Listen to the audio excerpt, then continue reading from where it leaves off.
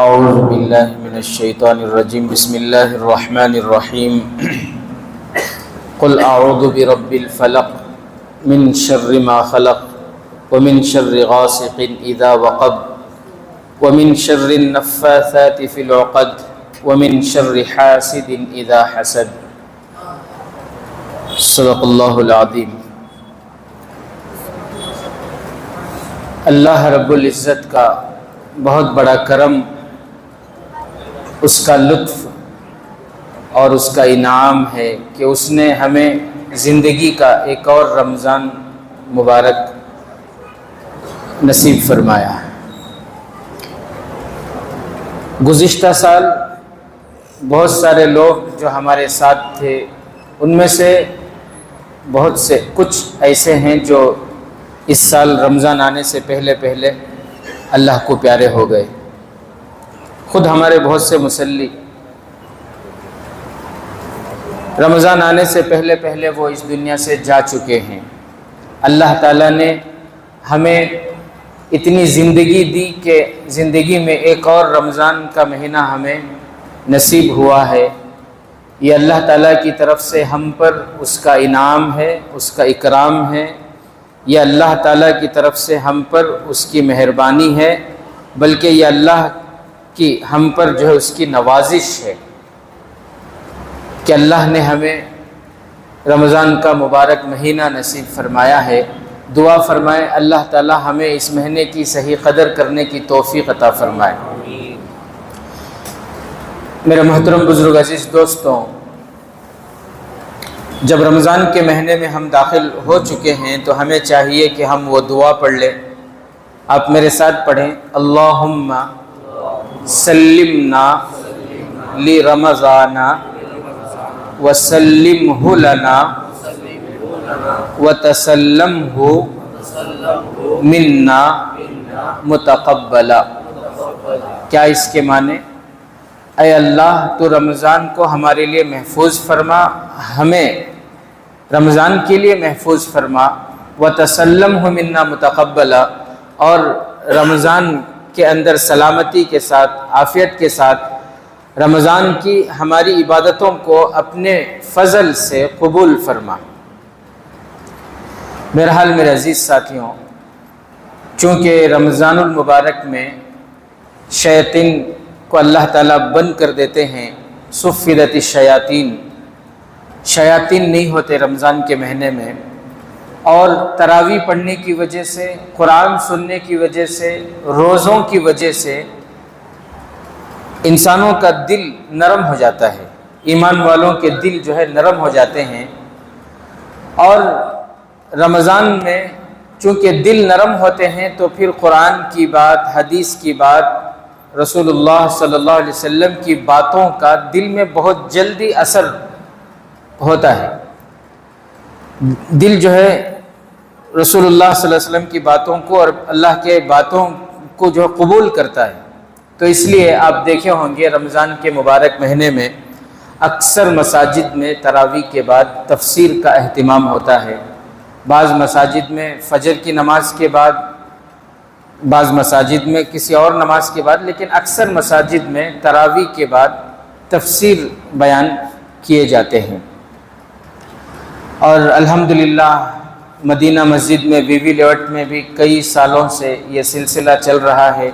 تراویح کے بعد جو ہے حضرت یہ کوشش کرتے ہیں کہ قرآن کے منتخب مضامین یا قرآن کے اندر اللہ تبارک و تعالیٰ نے جو باتیں بتائی ہیں، ان باتوں میں سے کچھ باتیں آپ کے سامنے بیان کرنے کی کوشش کی جاتی ہے۔ کیوں؟ تاکہ رمضان کا ہم بھرپور فائدہ اٹھا سکیں۔ تو اس لیے اس مرتبہ میں نے یہ سوچا ہے، ہر مرتبہ میں شروع سے تفسیر جو پڑھے اس میں سے، لیکن اس مرتبہ میں نے ارادہ کیا ہے کہ قرآن کی جو چھوٹی صورتیں ہیں جو سب کو یاد ہوتی ہیں، جیسے سورہ فلق ہے، سورہ ناس ہے، قل هو اللہ احد ہے، انا اعطیناک الکوثر ہے، الم تر کیف فعل، سورہ فیل ہے، یہ چھوٹی صورتیں، والعصر ہے، اکثروں کو یاد رہتی ہیں۔ تو میں نے سوچا کہ چھوٹی جو صورتیں ہیں ادھر سے میں تفسیر شروع کروں، کہ اس کے کچھ مضامین میں آپ کے سامنے رکھوں ان صورتوں کے بارے میں، اور وہ صورتیں کب نازل ہوئیں، کیوں نازل ہوئیں، ان صورتوں کے اندر اللہ تعالیٰ کیا بیان فرما رہے ہیں، یہ ساری باتیں، کیونکہ صورتیں تو یاد ہیں اور ہم نماز میں پڑھتے بھی ہیں، اگر اس سورے کے تعلق سے ہمیں چند باتیں معلوم ہوں گی تو پھر نماز میں وہ صورتیں پڑھنے میں دل لگے گا، اچھا لگے گا، ہمیں مزہ آئے گا، کیونکہ ہمیں معلوم ہوگا نا کہ میں وہ سورہ پڑھ رہا ہوں جس سورے کے اندر اللہ نے فلاں فلاں چیز کو بیان کیا۔ تو کیا ارادہ ہے آپ لوگوں کا؟ کیا ایسا ہی کر لو انشاءاللہ؟ تو آج میں نے آپ کے سامنے سورہ فلق کی تلاوت کی۔ سورہ فلق قرآن کریم کی 113ویں صورت ہے۔ پورے قرآن میں کتنی صورتیں ہیں؟ 114 صورتیں ہیں، جس میں سے 113ویں صورت سورہ فلق ہے، اس کے بعد سورہ ناس ہے۔ قرآن کریم کی یہ آخر کی 2 صورتیں ہیں، سورۃ الفلق اور سورۃ الناس۔ اس کا شان نزول کیا ہے؟ یہ کس وقت نازل ہوئی؟ اس کا پس منظر کیا ہے؟ ایک یہودی تھا، کمبخت جادوگر تھا، وہ اس کا نام آتا ہے لبید بن عاصم، بعض کتابوں میں لبید بن عاصم، بہرحال لبید بن عاصم اس کا نام تھا۔ وہ کیا تھا؟ جادوگر تھا۔ اس کمبخت نے میرے اور آپ کے آقا حضرت محمد مصطفیٰ صلی اللہ علیہ وسلم پر جادو کر دیا، اور ہمارے نبی صلی اللہ علیہ وسلم پر جادو کا اثر ہو گیا۔ ہمارے نبی صلی اللہ علیہ وسلم پر کیا ہوا؟ جادو کا اثر ہو گیا۔ بخاری شریف کی روایت ہے، امی جان حضرت عائشہ صدیقہ رضی اللہ تعالی عنہا فرماتی ہیں کہ اس کا اثر ایسا ہوا کہ اللہ کے نبی صلی اللہ علیہ وسلم کبھی کبھی کوئی کام کر چکے ہوتے لیکن بھول جاتے، پھر کہتے کہ وہ مثال کے طور پر مسواک کر چکے ہیں، لیکن بعد میں پھر فرماتے کہ لاؤ مجھے مسواک کرنی ہے، پھر امی جان فرماتی میں یاد دلاتی کہ نہیں ابھی آپ مسواک کیے۔ اس طرح میں ایک مثال دے رہا ہوں، بہت سے کام نہیں کیے ہوتے اور آپ کو ایسا لگتا تھا کہ وہ کام میں کر چکا ہوں، بہت سے کام کر چکے ہوتے اور ایسا محسوس ہوتا تھا آپ کو کہ کرنا باقی ہے۔ وہ کس کا اثر تھا؟ جادو کا اثر تھا۔ اور امی جان حضرت عائشہ صدیقہ رضی اللہ تعالی عنہ فرماتی ہیں کہ سر میں درد اور پورے جسم میں صبح سے لے کر شام تک ایک عجیب کیفیت، ایک تکلیف، ایک درد کا احساس، اور یہ تقریباً 6 مہینے تک رہا۔ کتنے دنوں تک رہا؟ 6 مہینے تک رہا۔ پھر اللہ تبارک و تعالیٰ نے جادو کے اثر کو ختم کرنے کے لیے ان 2 صورتوں کو نازل فرمایا، سورۃ الفلق اور سورۃ الناس۔ اب ایک سوال آپ لوگوں کے دلوں میں آ سکتا ہے، شاید آ گیا ہوگا، اسے میں ظاہر کر دوں۔ آپ یہ سوچ رہے ہوں گے کہ اللہ کے نبی صلی اللہ علیہ وسلم اللہ کے پیغمبر ہیں، اللہ کے نبی ہیں، سارے انسانوں میں سب سے اشرف ہیں، تو نبی پر جادو ہو سکتا ہے کیا؟ نبی پر جادو ہو سکتا ہے؟ یہ سوال آیا کہ نہیں آپ لوگوں کے دلوں میں؟ تو اس کا جواب یہ ہے کہ دیکھو، مفسرین کرام یہ فرماتے ہیں، محدثین یہ فرماتے ہیں کہ جتنے بھی نبی تھے سارے بشر تھے۔ کیا تھے؟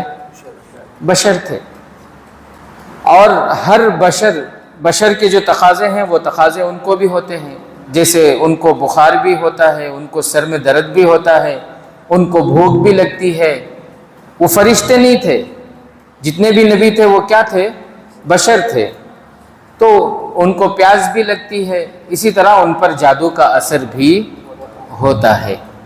ہاں یہ الگ بات ہے کہ وہ بشر تھے لیکن سارے بشر سے افضل تھے، وہ انسان تھے لیکن انسانوں میں سارے انسانوں سے فضیلت والے، سارے انسانوں میں اللہ کی ساری مخلوق میں سب سے اونچا مقام، سب سے بلند مقام، سب سے اشرف وہ تھے، یہ الگ بات ہے۔ لیکن چونکہ وہ بشر تھے اس لیے ان پر بھی جادو کا اثر ہوتا تھا۔ تو اللہ کے نبی صلی اللہ علیہ وسلم پر جادو کا اثر ہوا، اس اثر کو ختم کرنے کے لیے اللہ تعالیٰ نے ان 2 صورتوں کو نازل فرمائے۔ کون کون سی صورت؟ سورۃ الفلق، قل اعوذ برب الفلق، اور قل اعوذ برب الناس۔ اسی لیے حدیث پاک میں آتا ہے، جناب آقا محمد الرسول اللہ صلی اللہ علیہ وسلم نے فرمایا کہ جو بھی بندہ صبح اور شام، صبح کو ان 2 سورتوں کو پڑھ لے، شام کو ان 2 سورتوں کو پڑھ لے، بلکہ ایک اور روایت میں ہے کہ اللہ کے نبی صلی اللہ علیہ وسلم نے فرمایا اس کے ساتھ سورہ اخلاص بھی، قل هو اللہ احد، ان تینوں سورتوں کو پڑھ لے۔ بلکہ ایک روایت میں آتا ہے کہ اللہ کے نبی صلی اللہ علیہ وسلم روزانہ رات کو سوتے وقت ان تینوں سورتوں کو پڑھتے تھے اور اپنے ہاتھوں پر دم کرتے تھے۔ اپنے ہاتھوں پر کیا کرتے تھے؟ دم کرنا کسے کہتے ہیں؟ پھونکنا۔ تھوکنا، پھونکنا کسے کہتے ہیں؟ پھونکنا صرف ہوا ہو اسے پھونکنا کہتے ہیں۔ تو دم کرنے میں صرف پھونکنا نہیں آتا، بلکہ تھوک کے ذرات بھی اس میں رہنا۔ تھوک کے، تھوکنا نہیں، تھوک کے ذرات رہنا اس میں۔ کیا رہنا؟ تھوک کے، خالی پھونکنا اس میں اثر نہیں رہتا۔ اسی کو عربی میں نفس کہتے ہیں۔ کیا کہتے ہیں؟ نفس کہتے ہیں۔ تو دم اسے کہتے ہیں کہ دم مطلب پھونک اور تھوک کے بیچ کا، ایک دم پھونک بھی نہ ہو اور تھوک بھی نہ ہو، ایسی پھونک کے اس میں تھوک کی ملاوٹ ہو، ایسی پھونک کے اس میں کیا ہو؟ تھوڑی سی تھوک کی ملاوٹ ہو، اس کو کہتے ہیں دم۔ تو اللہ کے نبی صلی اللہ علیہ وسلم جو ہے دم کرتے تھے سورہ فلق اور سورہ ناس، یہ تینوں سورتیں پڑھ کر، اور اس کے بعد جو ہے اپنے بدن پر اسے پھیر لیتے تھے۔ امی جان عائشہ صدیقہ رضی اللہ تعالیٰ عنہ فرماتی ہیں کہ یہ کتنے مرتبہ پڑھنا؟ 3 مرتبہ، یعنی ایک مرتبہ پڑھے سورہ قل هو اللہ احد، قل اعوذ برب الفلق، قل اعوذ برب الناس، اور پھر دم کیے، اور پھر چہرے پر، سر پر، بدن میں جہاں تک ہاتھ جا سکتا ہے پورا پھیر لیے۔ پھر دوسری مرتبہ پڑھے، پھر دم کیے، پھر پھیر لیے، پھر تیسری مرتبہ پڑھے، پھر دم کیے، پھر پھیر لیے۔ ایک طریقہ یہ ہے، اور ایک طریقہ یہ ہے کہ 3 مرتبہ تینوں سورتیں پڑھ لینا، سورہ اخلاص 3 مرتبہ، سورہ فلق 3 مرتبہ، سورہ ناس 3 مرتبہ پڑھ کر آخر میں 1 مرتبہ دم کر کے پورے بدن پر پھیر لینا۔ اور اللہ کے نبی صلی اللہ علیہ وسلم فرماتے ہیں کہ جو بھی بندہ، جو بھی بندی، میرا جو بھی امتی رات کو سوتے وقت یا صبح کو بیدار ہونے کے بعد ان سورتوں کو پڑھ لے گا، وہ جادو کے اثر سے بچا رہے گا، وہ سحر کے اثر سے بچا رہے گا، وہ اچانک آنے والی آفتوں سے بچا رہے گا۔ کتنی بڑی بات ہے۔ امی جان حضرت عائشہ صدیقہ رضی اللہ تعالیٰ عنہ فرماتی ہیں کہ آخر عمر میں جب اللہ کے نبی صلی اللہ علیہ وسلم شدید بیمار ہو گئے، آپ پڑھ نہیں سکتے تھے، اس وقت اللہ کے نبی مجھے اشارہ کیے پڑھنے کا، تو میں پڑھتی اور پڑھ کر اللہ کے نبی کے ہاتھوں پر میں دم کرتی۔ میں پڑھ کر، امی جان فرماتی ہیں کہ میں پڑھ کر اللہ کے نبی کے ہاتھوں پر میں دم کرتی، پھر اللہ کے نبی اپنے ہاتھوں کو اپنے بدن پر پھیر لیتے۔ پوچھنے والوں نے پوچھا کہ امی جان آپ اپنے ہاتھوں پر دم کر کے کیوں نہیں پھیر دیتے؟ تو امی جان فرمانے لگی کہ دونوں جہاں سرکار دو عالم صلی اللہ علیہ وسلم کے دست مبارک سے بڑھ کر بھی کوئی ہاتھ ہو سکتا ہے، جو برکت نبی کے ہاتھوں میں ہے وہ برکت میرے ہاتھوں میں کہاں سے ہو سکتی ہے؟ اس لیے آپ کے کہنے پر میں پڑھتی تھی اور آپ ہی کے ہاتھوں پر دم کر کے آپ اپنے ہاتھوں کو پھیر لیتے تھے۔ تو اس لیے میرے عزیز ساتھیوں، ہمیں بھی چاہیے کہ دیکھو ہر مصیبت کے وقت، ہر تکلیف میں، ہر پریشانی میں ان سورتوں کو پڑھیں، انشاءاللہ بڑا فائدہ ہوگا۔ سورہ اخلاص، قل هو اللہ احد، اور پھر سورہ فلق اور سورہ ناس۔ ایک فائدے کی بات میں آپ کو بتاؤں، آپ جب پڑھیں گے، انشاءاللہ پڑھیں گے نا بھائی، انشاءاللہ پڑھیں گے، پڑھتے وقت اگر آپ یہ نیت کر لیے، اب دیکھو رشتہ داروں میں بہت سے ایسے ہوتے ہیں کہ ابا کا انتقال ہو گیا، امی کا انتقال ہو گیا، نہیں تو نانا کا، نانی کا، دادا کا، دادی کا، گھر میں کسی کا یا رشتہ داروں میں کسی نہ کسی کا انتقال تو ضرور ہوا ہے۔ تو یہ پڑھ لیے، پڑھنے کے بعد پڑھتے وقت ہی یہ نیت بھی کر لیے کہ اے اللہ یہ جو 3 سورتیں میں نے پڑھا، ہمارے ابا کو جو مرحوم ہیں یا تمام مرحومین کے روح کو اس کا ثواب پہنچا دے، تو ایک تو ثواب بھی پہنچ جائے گا اور آپ کا عمل بھی ہو جائے گا، دو فائدے ہوں گے۔ ثواب بھی مرحومین جو ہمارے گھروں میں ہیں، مطلب گزر گئے ہیں، ان کو اس کا ثواب بھی پہنچ جائے گا اور پھر ہمارا عمل بھی ہو جائے گا۔ ایک اور بات میں آپ کو بتاؤں، بہت سے ایسے ہوتے ہیں کہ جگری دوست تھے پہلے، لیکن کسی بات کی وجہ سے اب دوستی جو ہے دشمنی میں بدل گئی، یا پھر ہمارا بھائی تھا، پہلے مثال دیتے تھے بھائیاں بولے تو دیکھو ایسا رہنا، اسی محبت، لیکن بعد میں چل کو وراثت کا مسئلہ آیا، پیسہ کا مسئلہ آیا، بزنس کا مسئلہ آیا، کیا کی مسئلہ کو بھائیاں کیا ہو گئے، دشمنا ہو گئے، یا پڑوسیوں سے دشمنی ہوگی یا رشتہ داروں سے دشمنی ہو گئی۔ اب ہم ان کو راضی کرنا چاہتے ہیں مگر وہ راضی نہیں ہو رہے ہیں، تو اس کے لیے اکابر یہ فرماتے ہیں کہ اگر یہ تینوں صورتیں، سورہ اخلاص اور سورہ فلق اور سورہ ناس، ان تینوں صورتوں کو پڑھنا ہے، اور پڑھنے کے بعد ایک تو مرحومین کے ثواب کی نیت کرنا ہے، اور دوسری یہ نیت بھی کر لینا کہ یا اللہ، اب مثال کے طور پر فلاں بندہ میرے سے ناراض ہے، باتش نہیں کر رہا، دشمنی کر لیا انہیں، میں چاہ رہا ہوں کہ دشمنی ختم ہو جائے، تو میں دعا کرنا یا اللہ میں جو پڑھا یہ عبد الرحمن کو اس کا ثواب پہنچا دے۔ حضرت میں زندہ چھونا حضرت کہتی زندوں کو بھی پہنچا سکتی ثواب، زندوں کو بھی ثواب پہنچا سکتی، صرف مرحومین کو ہی نہیں، زندوں کو بھی کیا کر سکتی، ثواب پہنچا سکتی، کیا بھی ڈرنے کی ضرورت نہیں۔ تو اگر میں یہ دعا کروں مرحومین کو پہنچا ایک، اور دوسری بات اگر کسی سے دشمنی ہے، اے اللہ اس کا نام لے کر، اے اللہ میں نے جو پڑھا اس کا ثواب اس کو پہنچا دے، تو فرشتے جب اس کے نامہ اعمال میں میرا پڑھا ہوا لکھیں گے، تو ہر انسان کے ساتھ ایک شیطان بھی ہوتا ہے، ایک فرشتہ بھی ہوتا ہے۔ شیطان بری باتوں کا خیال ڈالتا ہے، گناہوں کا خیال ڈالتا ہے، اور فرشتہ نیک باتوں کا خیال ڈالتا ہے، نیکی کی طرف ابھارتا ہے بندے کو۔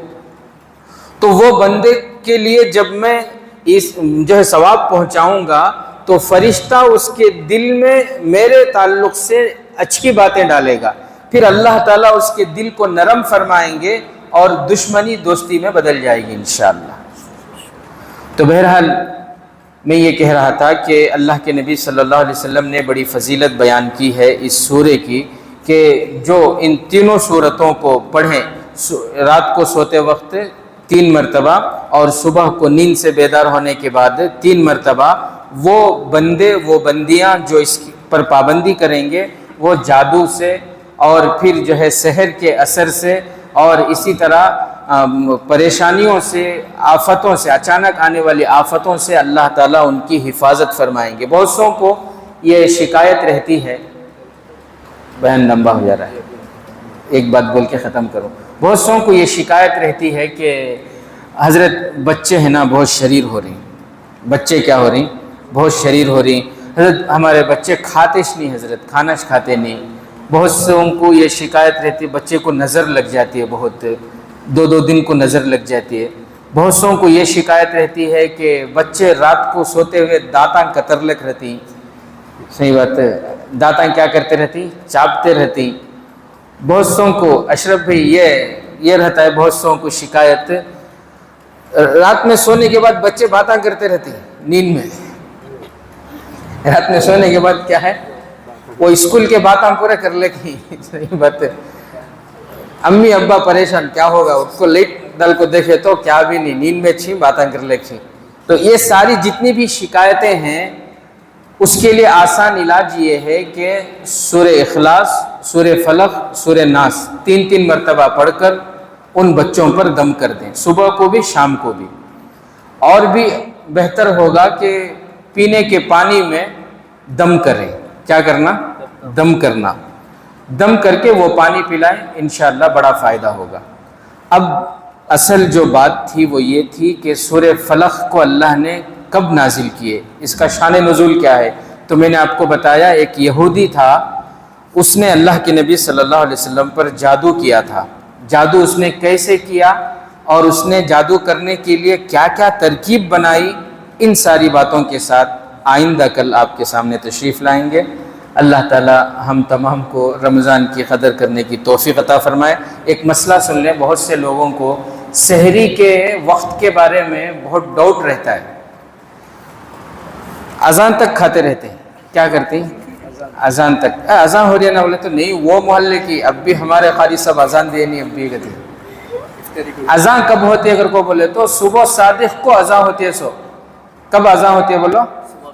اور سحری کا وقت جو ہے وہ صبح صادق تک ہے۔ سو صبح صادق سے پہلے پہلے ختم کر لینا سحری۔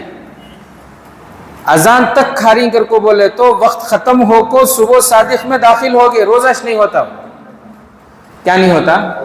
روزہ نہیں ہوتا۔ سحری کا وقت ختم ہونے کے بعد صبح صادق شروع ہوتے۔ سو اذان کا انتظارش کرو نہ کو، اذان آگے پیچھے ہو سکتی ہے، موزن صاحب انہوں بھی پام سحری گیری کر لے کو آگے پیچھے ہو سکتا ہے، اس لیے اذان کا اعتبار نہیں۔